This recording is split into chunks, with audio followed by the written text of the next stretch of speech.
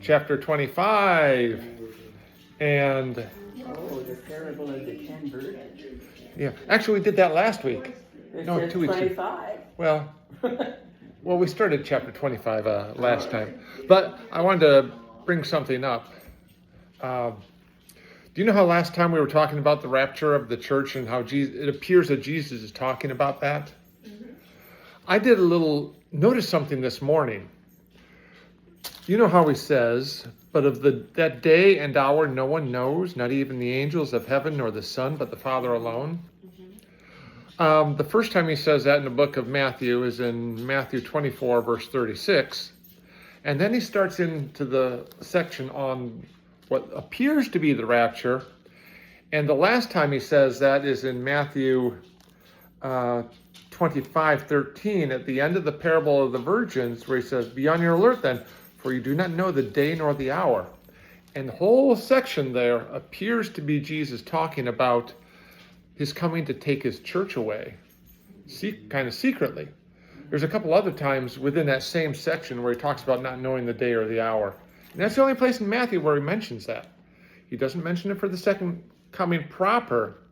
He only mentions it around the section that appears to be talking about the rapture. So when Jesus is saying, you don't know the day or the hour, get ready. He's going to take his church. I just wanted to bring that out because I noticed that this morning. And so it brackets that whole section. And another thing, we were talking about how the church is the bride of Christ, and I found one more passage, and I also talked to Jeff about some thoughts I had. And one more passage is, you don't have to turn here, but it is another parable that Jesus gives in chapter 22. Chapter 22, verses 1 and 2, Jesus spoke to them again in parables, saying, "The kingdom of heaven may be compared to a king who gave a wedding feast for his son." And Jeff mentioned to me that, the story of redemption could be thought of as a good Jewish dad trying to find a bride for his good Jewish son.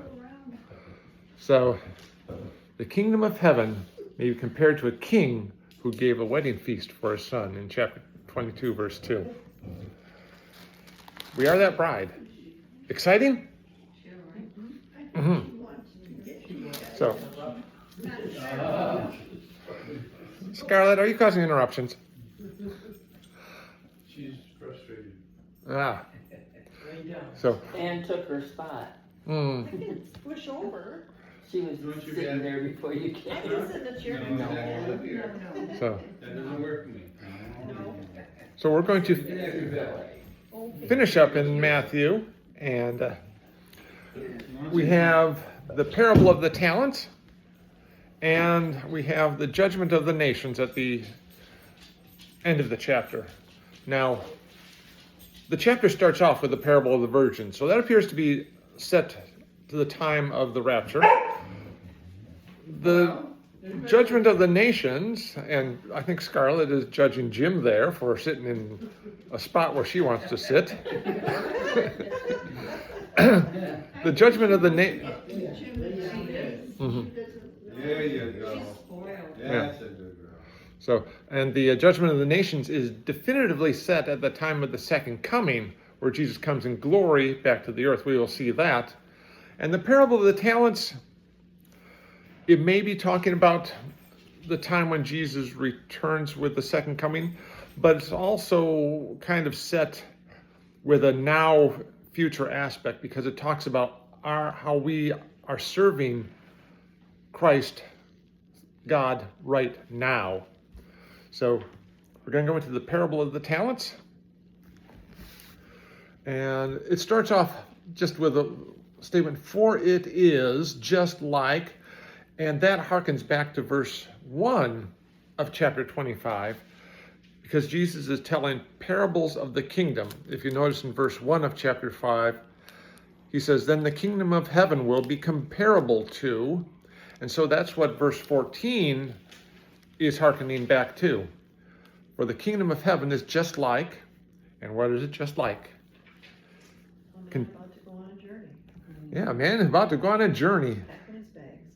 who called his own slaves and entrusted his possessions to them. Okay, didn't take the bag. hmm So, this is what the kingdom of heaven is like. Now, when you hear the word slaves used here in this context, do any thoughts come to your mind? People that worked for him. Okay. Were they slaves against their will? No. Well, they probably wouldn't mind being in the position of the master, but It's not a slavery like we had in this country, Okay. right. right? I mean, that's what I think about. It's kinda like- There's, Right. Yeah, they're slaves of the benevolent master as they're committed to him. got it. And it's like these slaves owed money, and it's a way to pay off debts. It's sort of like employment. It's a little bit harsher than modern employment because the master had the power of life and death over his slaves. So that's a little We had bit, indentured servants, and that was what they were. yeah. They had to pay off their debt by, And when you think Yeah, about slave. how in modern time, in America, we have this middle class and we have so much freedom and everything. But when you think back on these times and in the history of much of the world, there were wealthy people that had people that worked for them or hmm had to pay off their debt and stuff. Yeah. So the slaves could range anywhere from common laborers and household servants up to well-educated and skilled workers.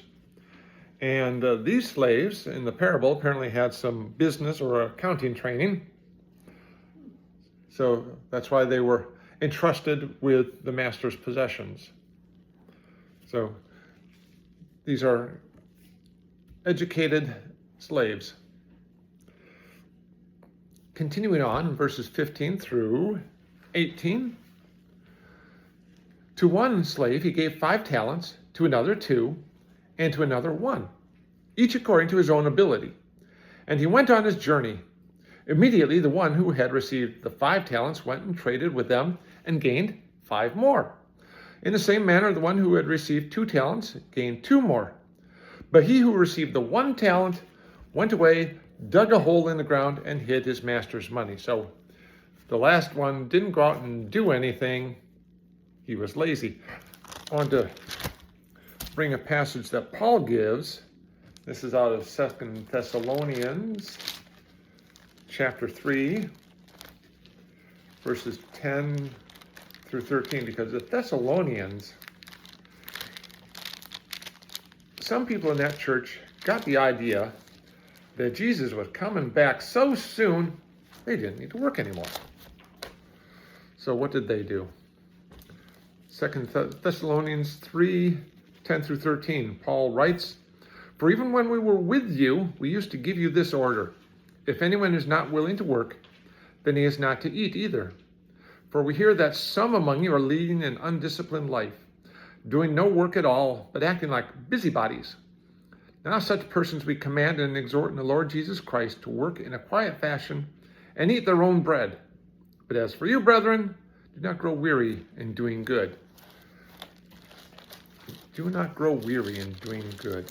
And certainly the slaves who had received the 5 and the 2 talents, they sought to do good for their master. And the other slave was lazy. So let's not get so heavenly minded that we're no earthly good, as the old saying goes. Yeah, I think it's more than laziness, though. Yeah, what do you think, Rod? The potentiality of it is just being angry. Yeah, that does come in later. And self-centered. Mm-hmm. I don't want to take the risk. I mean, I saw this with a lot of people at Chrysler, especially union people, who didn't want to do anything more than they absolutely had to because they didn't have to.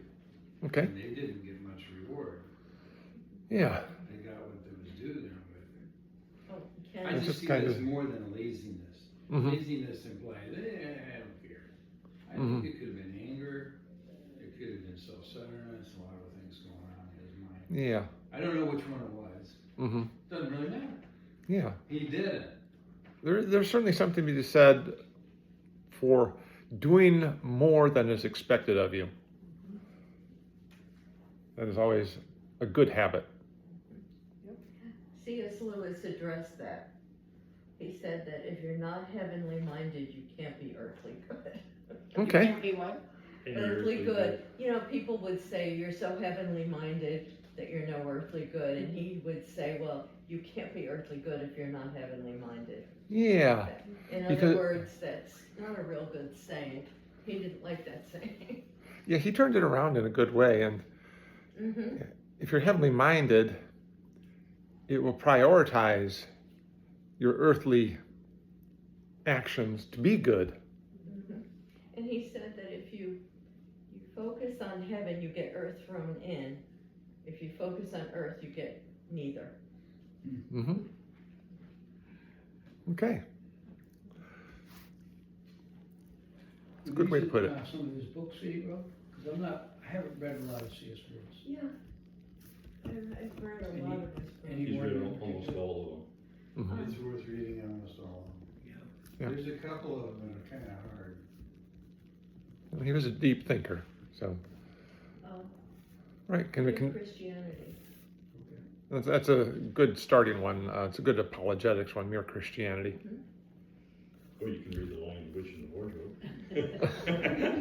Or you can see the movie. Those, and I just like, Can't I do it. didn't like.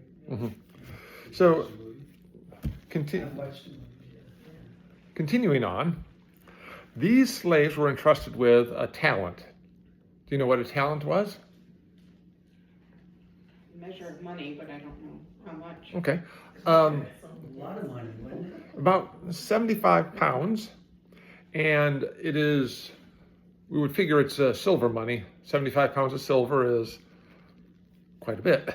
It could have been a pound of beans, could have been a pound of beef, Mhm. could have been a pound of gold. Uh-huh. It was a mass, a weight. Yeah, now the thing is, if you look in verse 18, the one slave hid the master's money, so it was money, and the Greek word for money is silver. So that was the standard metal for use in money. So that's the best way to interpret what a talent was there. But it could have been other things, as it was just a standard weight.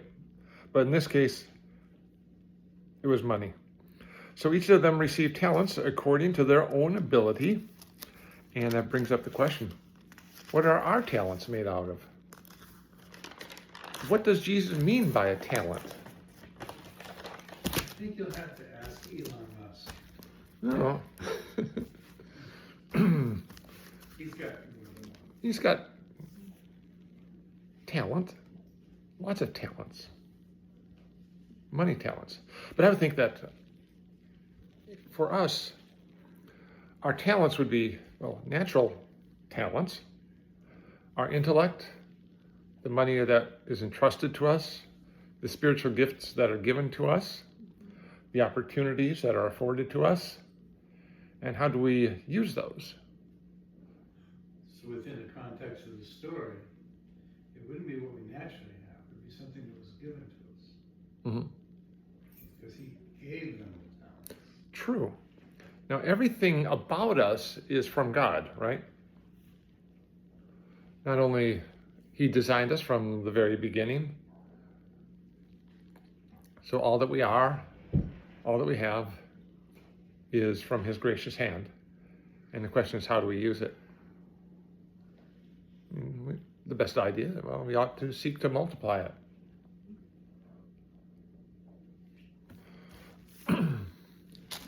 Continuing on, verses 19 to 23.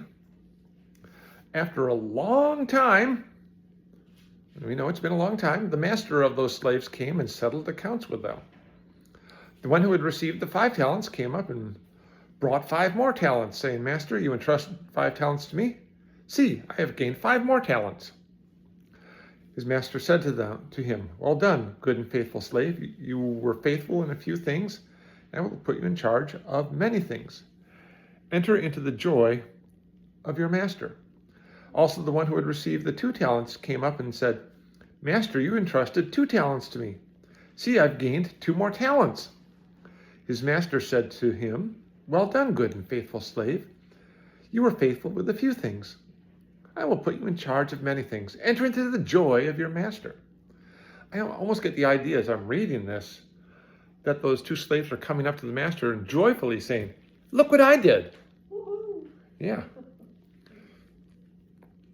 Anything stand out in these verses to you?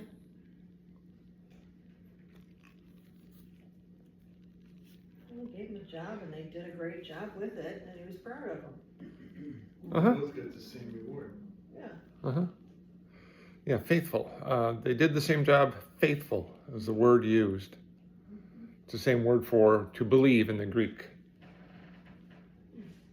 One who is faithful. We trust Christ because we know he is faithful, and we ought to be his faithful servants here on earth. I notice he said, put you in charge of many things, so there's opportunity that he gives us to serve him in the kingdom. I have no idea what that looks like, but I trust that that is a good thing to have that greater opportunity. I also see the master saying, enter into the joy of your master. Have some joy, Scarlet, don't whimper. The master's true nature is one who gives us joy when we are with him. It's not going to be boring. We're not going to be sitting around with a dull look on our faces playing harps. But there is going to be some sort of real joy in the presence of Christ as we serve him in eternity. It's not getting attention. Yeah, it's very hard on Scarlet here. She wants attention. There's nobody talking to you. So, My cat talks, I should bring a cat. Mhm. All these people here and she's not getting attention. Yeah. yeah. Poor Yeah. dog. It's a good girl. Anyway, Mm-hmm. Keep a dog. In case anyone watches this, gotta show the dog. So, continuing on. Oh, let's continue on, verses 24 to 25. And the one who had received the one talent came up and said, Master, I knew you were a hard man, reaping where you did not sow, and gathering where you scattered no seed. And I was afraid, and went away and hid your talent in the ground. See, you have what is yours. over here. They started with an insult. I mean, Yeah. Yeah, you're a hard man. Yeah, Yeah. probably not an insult. I trust a falsehood, Yeah. which makes it even all the more insulting. And anything else stand out? It's an inaccurate and harsh assessment. Yeah. I think his accusation demonstrated he didn't really know his master. Notice what Jesus says in verse 12 of this chapter about the 5 foolish virgins. Jesus, or the bridegroom, had answered, truly I say to you, I do not know you. So this servant with the one talent who just went and hid it did not have a real relationship with the master. That is demonstrated by how he evaluates his master. And if you were to talk to unbelievers today and ask them what they think about God, some of them would probably say, he's just a meanie. He wouldn't let me do what I want to do. God's just mean, wants to control my life. But we know that the Lord Jesus truly is one who is merciful, loving, and forgiving, and wants us to enter into his joy.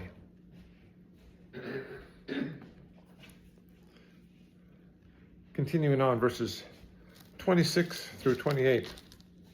His master answered and said to him, "You wicked, lazy slave, you knew that I reap where I did not sow, and gather where I scattered no seed. Then you ought to have put my money in the bank, and on my arrival I would have received my money back with interest. Therefore take away the talent from him, and give it to the one who has the 10 talents. Wicked, lazy slave. Wicked because he falsely accused his master of evil motives, and lazy because he did nothing. With the opportunity. Yeah. All he had to do was put the money in the bank, Yeah, he didn't even do the It would have been minimum one. interest at Minimum. least. right? And he would have been fine. Mm-hmm. Anyway, do you have something, Rod? It's just interesting that he was afraid. Mm-hmm. He wasn't afraid of the result of his stupid actions. Mm-hmm. He was afraid of the master. But if he'd been afraid of his stupid actions, he would have done something about Mm-hmm. it. It's kind of weird. You could even ask, was he really afraid? Because if he is really afraid, wouldn't he have tried to do something at least that was low risk? It's almost like the spirit that we have today where people are just rebellious. Yeah. I don't want to. Mm-hmm. I don't want to. I don't You like can't you. make I me want do what you're anything. doing. I want to get in your way. I Mhm. want to help you. We've got a lot of that going on in our world today. Mm-hmm. So, Enemies. but instead, we are to do what we can for our master. Can you think of any verses that talk about good works that we ought to do? James 1:22. James 1:22. What does it say, Bob? You asked me to remember it. I'll show you my works. I'll show. Faith without works is dead. Okay. I thought that was chapter 2. That's the one I was quoting. Okay. How about Ephesians 2:10?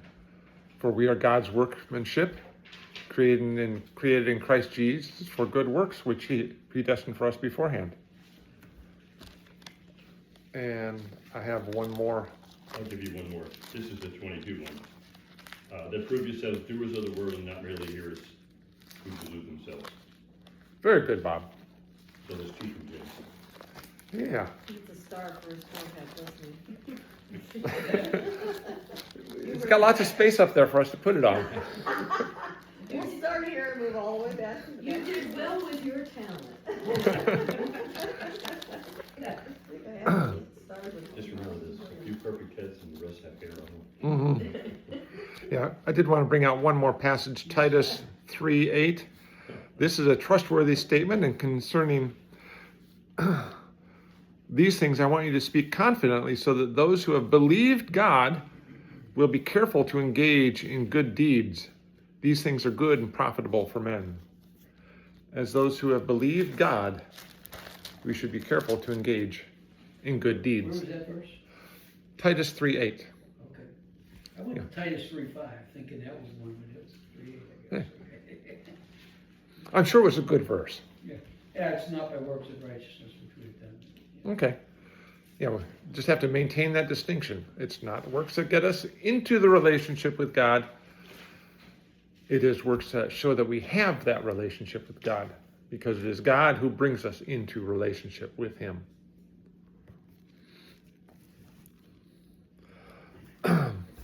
I noticed in Matthew, the master repeated the slave's accusation. That does not mean he's agreeing with his slave's accusation of being a hard man. But it does bring, as we mentioned, further condemnation for his laziness, because he couldn't even do the least thing to gain some sort of return. And you would think that if you knew that your master was going to be rough on you, you'd try and do something out of fear. So, continuing on, verses 29 and 30, finishing up this parable. For to everyone who has, more shall be given, and he will have an abundance. But from the one who does not have, even what he does have shall be taken away. Throw out the worthless slave into the outer darkness. In that place there will be weeping and gnashing of teeth. Serve faithfully, and you will have an abundance in eternity. Again, we don't know exactly what that's going to look like, but because we will be entering into the joy of our Master, we can trust that that abundance will be something to behold. Outer darkness. What is outer darkness? Used a total of 3 times, only in the book of Matthew, Removed from the light. because God is light. Yeah, So this would be a total separation from God. yeah. You're like a total eclipse. Uh-huh. Except I was at the total eclipse back in 2024, and it didn't get totally dark. I think it could be more aligned with the idea of absolute darkness. Mm-hmm. In other words, a total absence of any light. I think when you go into a cave, The name of Mhm. the cave. Yeah, and you can have your hand right there, but you can't see it. Mm-hmm.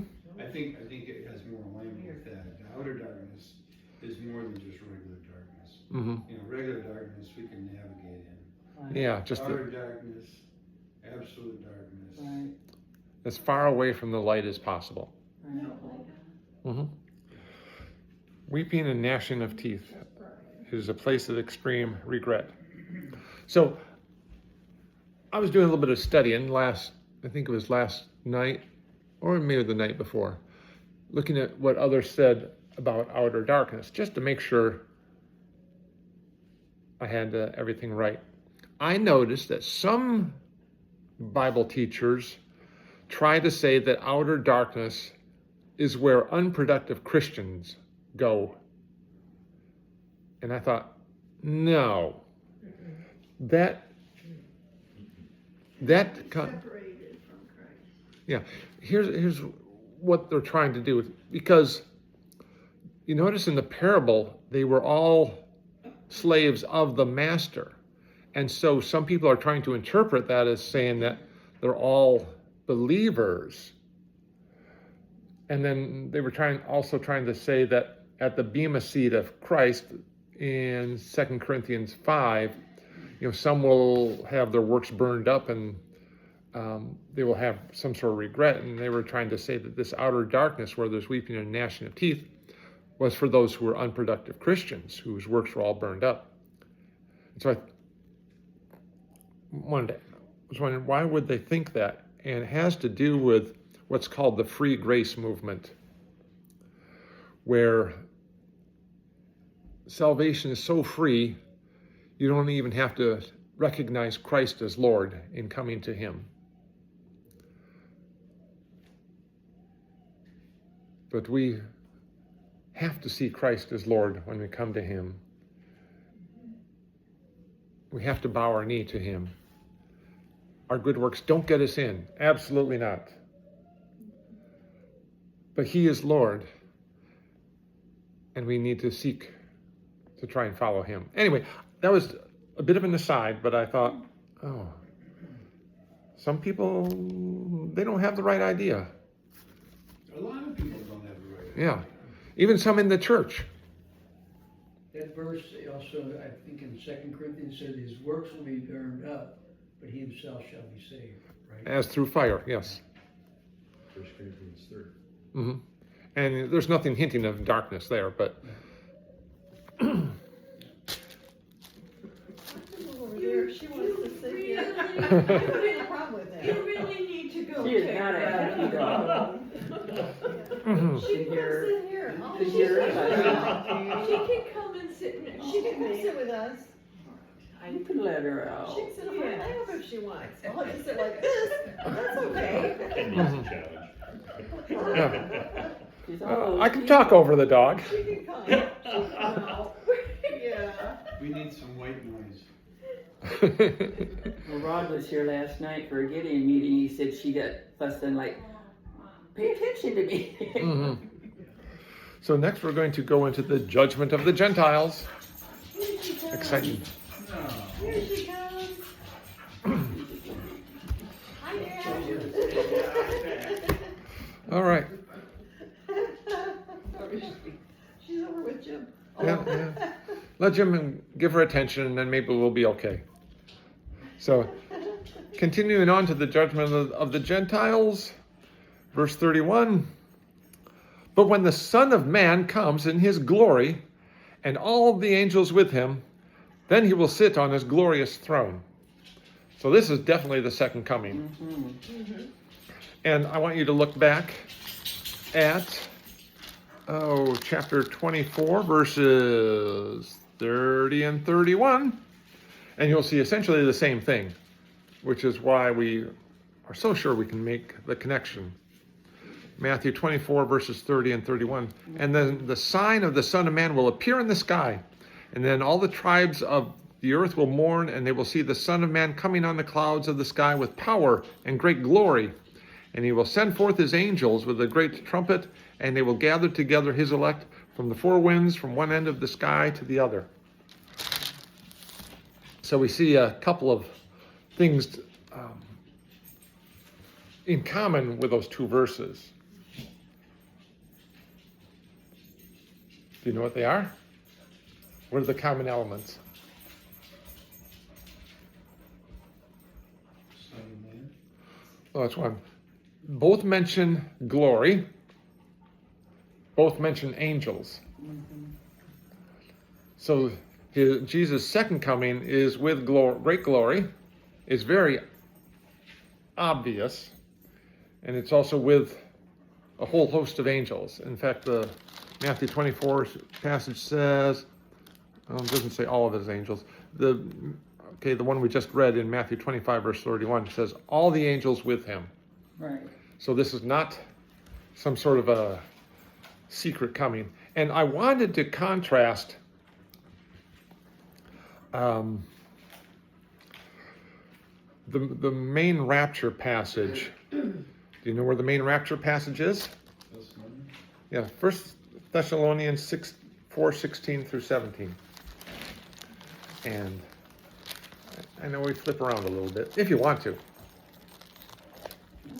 1 Thessalonians 4:16 and through 17. It says there, the Lord himself will descend from heaven with a shout, with the voice of the archangel, and with the trumpet of God, and then dead in Christ will rise first. There's no room for you up here now. Then we who are alive and remain will be caught up together with them in the clouds to meet the Lord in the air, and we shall always be with the Lord. So it doesn't mention glory there. It only mentions the voice of an archangel. It doesn't say that there's going to be a whole host of angels coming. And Sorry, Ken. We had an interruption here. here, just have to show what's going on. Fancy signs, everybody. Yeah. Aw. So the rapture, though, is different from the second coming, isn't it? Yeah. It talks about how it's different. Yeah, it seems to be a different event, just comparing them. And that's what I'm trying to bring out here. And if you go to Revelation, it talks about coming on horses with all the saints with him. Yeah. Now, the thing about Revelation is it's more of an apocalyptic book, and so there's more imagery, and so that's why I'm trying to stay with the more straight teaching passages. But yes, the Revelation does speak of a very visible, very public second coming of Christ with heavenly horses. I wonder what heavenly horses are like. They're old.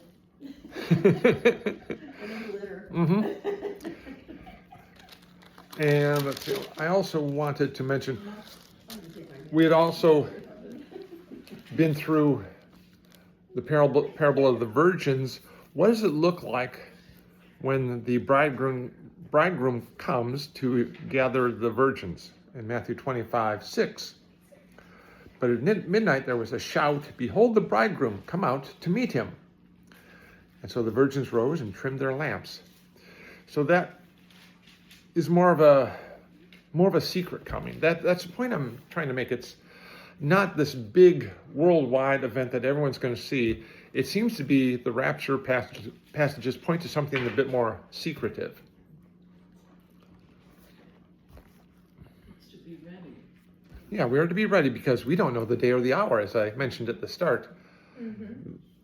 It's like the second coming is not just a single event at one point in time, but it's maybe the way Jesus is trying to get us to see it as this whole period of 7 years, the rapture and the second coming and whole time in between.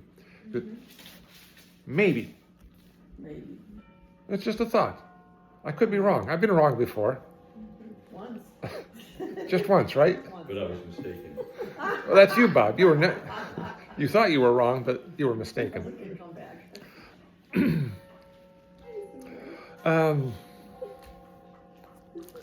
Continuing on, verses 32 and 33. The Son of Man will be on his glorious throne. All the nations will be gathered before him, and he will separate them from one another, as the shepherd separates the sheep from the goats.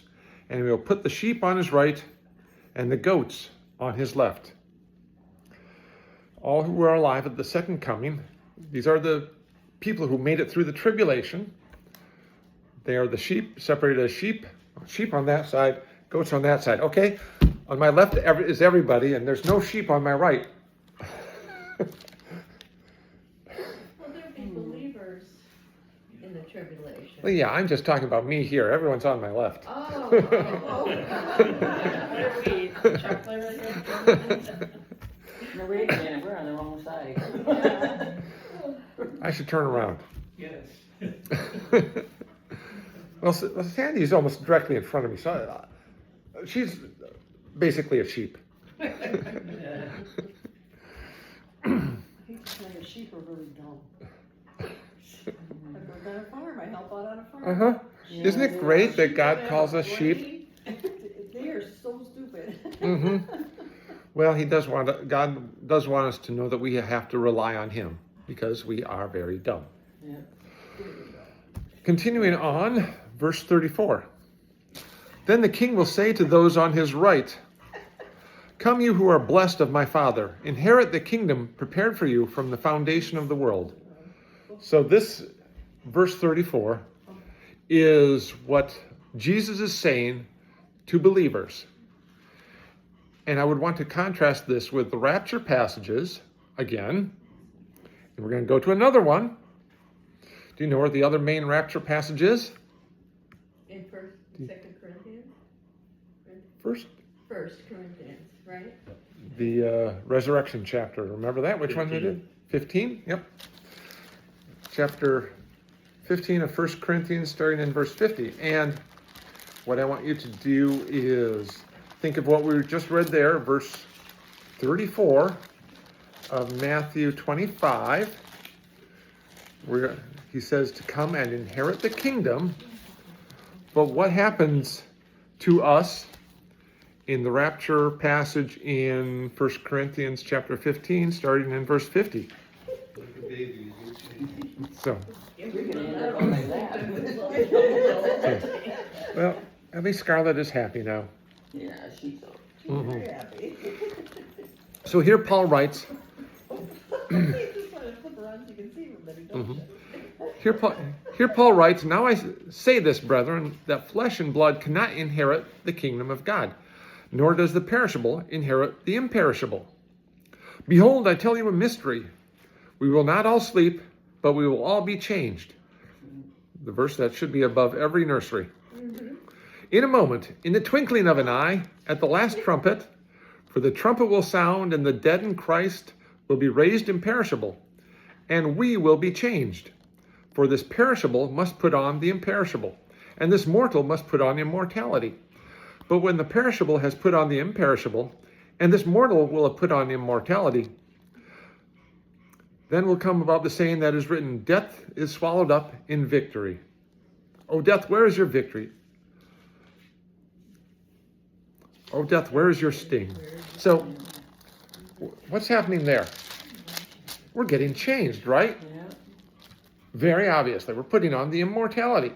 Do you see any of that in Matthew 25, verse 34.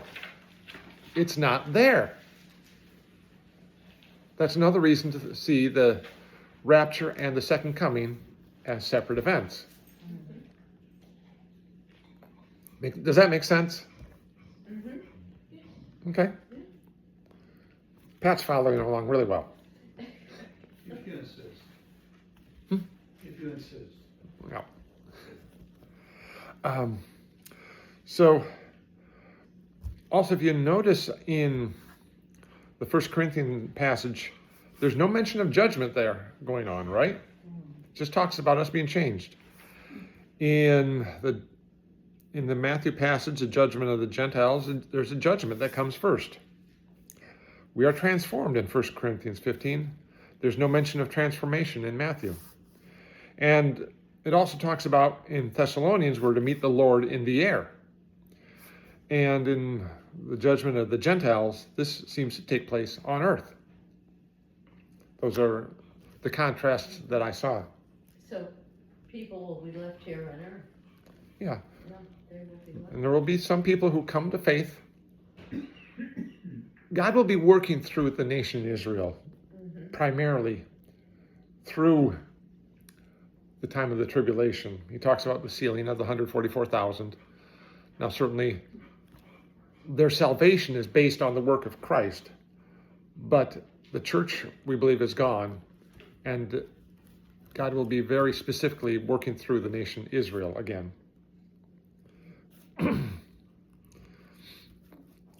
Continuing on to verses 35 to 40,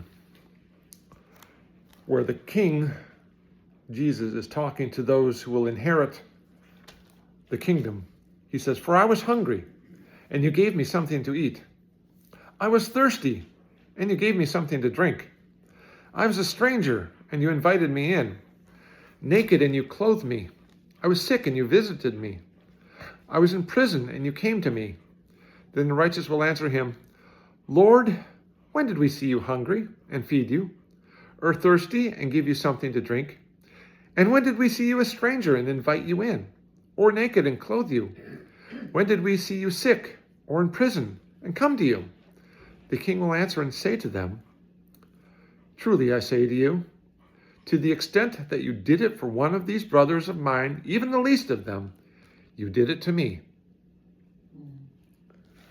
Now, remember, these people he's talking to are coming out of the tribulation period. And you think there's going to be needs during that time? Especially the believers who don't take the mark of the beast. If you don't take the mark of the beast, you can't buy or sell. So there's going to be extreme needs.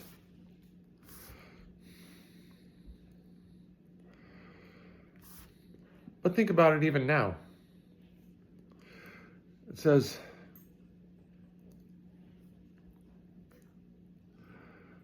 "To the extent you did it for one of these brothers, even the least of them, you did it to me." Whenever someone shows kindness to any of us, it's as if they're doing it to Jesus. When we show kindness to others, it's as if we're doing it for Jesus, even to Jesus. He so closely identifies with us. I think that's a beautiful thing.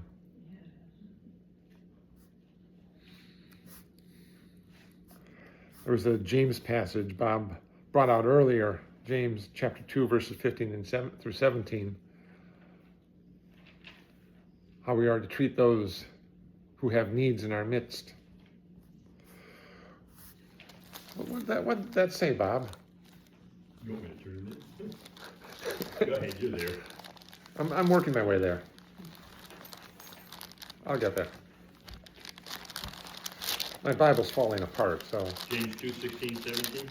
2:15 through 17. If a brother or sister is without clothing and in need of daily food, and one of you says to them, "Go in peace, be warmed and be filled," and yet you do not give them what is necessary for their body, what use is that? Even so, faith, if it has no works, is dead, being by itself. Thank you, Bob. That also allowed me to turn to the next passage. This is out of 1 John chapter 3, verse 17. But whoever has the world's goods and sees his brother in need and closes his heart against him, how does the love of God abide in him? Little children, let us not love with word or with tongue, but in deed and truth. And I know that we have a very kind-hearted and generous church. And I've seen that, been on the receiving end of it a few times too, especially when I was going through my cancer struggles. And the kindness of people was just touched my heart. To every black cloud, there's a silver lining. When I was a new member, I was laying on my living room floor trying to recover from an 18-hour back surgery. Mhm. And they came and sang carols to me. And I came to the front door in my pajamas, robe.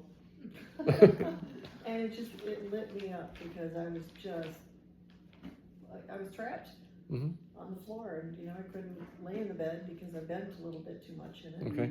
And they cheered me up. Sweet. It seems like a little thing, but it made a huge difference for me. Mm-hmm. Throw another verse out for you in 1 John 4:7. Beloved, let us love one another, for the love is from God, and everyone who loves is born of God and knows God. Mm-hmm. Yep. It's the Connects. the love that shows that we have already been born of God.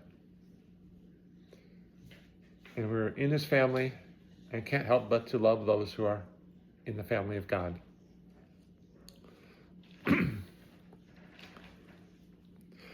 I note also the humility of the response of these people. They say, when did we do this? They're not bragging and saying, yeah, thanks God, I know I did lots for everybody. But they're saying, when did we do this for you?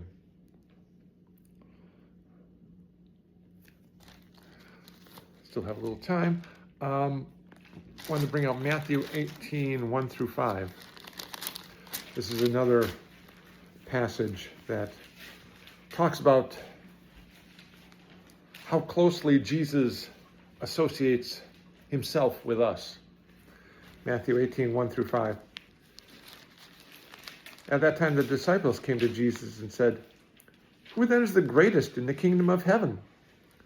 And he called a child to himself and set him before him and said, truly I say to you, unless you are converted and become like children, you will not enter the kingdom of heaven. Whoever then humbles himself as this child, he is the greatest in the kingdom of heaven.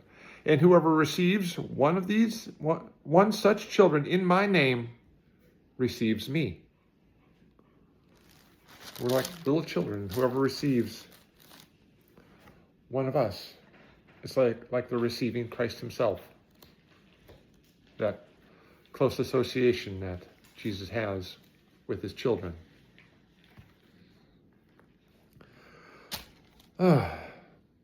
41 through 46. We'll be finishing up here.